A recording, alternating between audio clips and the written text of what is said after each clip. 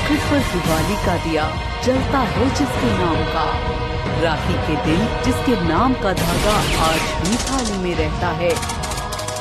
India gate पर आज भी जिनको सबका सलाम मिलता है, वो कहकर गए थे कि वो लौट कर आएंगे, तिरंगा लहराकर या तिरंगे में लिपट कर आएंगे।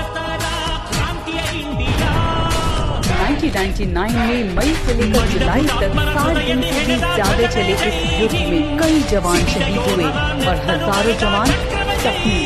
पर सबसे बड़ा जख्म था फिर से मिला धोखा। इस साल फरवरी में भारत ने पाकिस्तान की ओर दोस्ती का हाथ बढ़ाया था, जिसे उसने थामा तो जरूर, पर शायद आने के लिए नहीं। पहली बार 3 मई 1999 को एक भारतीय चरवाही ने कारगिल में घुसपैठ के होने की रिपोर्ट दी और यहाँ से शुरू हुआ कारगिल युद्ध, जिसे नाम दिया गया ऑपरेशन विजय।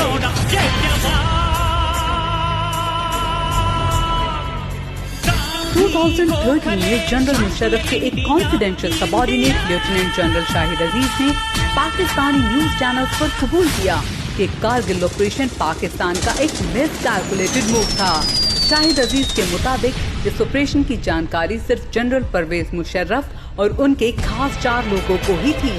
पर एक इंटरव्यू में जनरल मुशर्रफ के ये कहने का भी जिक्र है कि उन्होंने तत्कालीन प्राइम मिनिस्टर नवाज शरीफ को ऑपरेशन कारगिल की सूचना फरवरी में ही दे दी थी, यानी Indian prime minister Atal Bihari की लाहौर विजिट से पहले ही। But prime minister Nawaz Sharif ने हमेशा यही कहा कि उन्हें इसकी कोई भी जानकारी नहीं थी। कारगिल वॉर की शुरुआत में ये भी कहा गया कि ये घुसपैठ मुजाहिदीनों ने की है और इसमें पाकिस्तानी आर्मी का कोई भी इन्वॉल्वमेंट नहीं है। बट एक्सपर्ट्स के मुताबिक इतनी ऊंचाई और वेदर कंडीशंस में सिर्फ ट्रेन्ड आर्मी सोल्जर्स ही सरवाइव कर सकते थे। बाद में पाकिस्तानी ट्रूप्स का इन्वॉल्वमेंट सही साबित हुआ और उनके 2 आर्मी ऑफिसर्स को निशानी हैदर से भी नवाजा गया, जो कि पाकिस्तान का हाईएस्ट गैलेंट्री अवार्ड है। कारगिल युद्ध में भारत के 527 जवान शहीद हुए, लेकिन अगर पाकिस्तान की बात की जाए तो उनके कैजुअलिटी फिगर्स काफी ट्विस्टेड हैं। एक बार प्राइम मिनिस्टर नवाज शरीफ ने 4000 फैटेलिटीज के होने की बात कही, फिर उनकी PMLN पार्टी की 22 पेपर रिपोर्ट में ये फिगर हुआ 3000। पाकिस्तान की एक और पार्टी CPC ने भी हजारों सोल्जर्स के मरने की पुष्टि की, but according to general Musharraf their official figure is 357।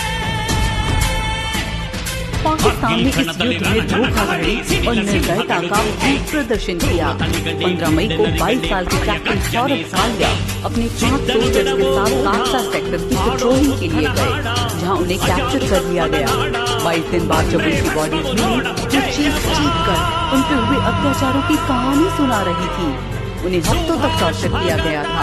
उनके ईयर ड्रम्स गर्म लोहे की सलाखों से भेजे गए, आंखें निकाल ली गयी, शरीर पर जगह जगह सिगरेट के निशान थे और उनके जेनिटल्स काट दिए गए थे। सिर्फ यही नहीं, बल्कि इंडियन एयरफोर्स के स्क्वाड्रन लीडर अजय आहूजा के साथ भी कुछ ऐसा ही हुआ।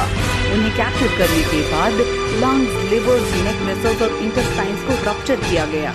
उनके शरीर पर काफी गहरे घाव पाए गए और फिर कनपटी में उन्हें गोली मारकर उनकी हत्या कर दी गई। जेनेवा कन्वेंशन में इसे कोल्ड ब्लडेड मर्डर कहा गया। इंटरनेशनल कम्युनिटी में भी पाकिस्तान के LOC वायलेशन की खूब निंदा की गई। अमेरिका और यूरोपियन यूनियन के देशों समेत कुल 68 देशों ने भारत को सपोर्ट किया। बट इस युद्ध में एक देश ऐसा भी था जिसने इंडिया को ओपनली सपोर्ट तो किया ही, साथ ही रिक्वायर्ड इक्विपमेंट्स और लेटेस्ट टेक्नोलॉजीज से इंडिया के साथ अपने रिश्ते और भी गहरे किए, और वो देश था इजराइल। पाकिस्तानी डिफेंस एनालिसिस का मानना था कि पोजीशन कॉम्प्लिकेशंस के कारण भारत सिर्फ लाइट आर्टिलरी ही यूज कर पाएगा, जिससे उसे हराना काफी आसान होगा। But India did manage to bring the heavy Bofors gun which could target up to 42 kilometers। और दूसरा मिसकैलकुलेशन रहा इंडियन सोल्जर्स की ब्रेवरी। हाई एल्टीट्यूड की पोजीशंस कैप्चर करने के बाद पाकिस्तान की सोच थी कि वो ऐसी एडवांटेजियस पोजीशंस पर बैठे हैं जहां से अगर वो एक पत्थर भी फेंक कर मारे तो वो बम की तरह जाकर लगेगा। लेकिन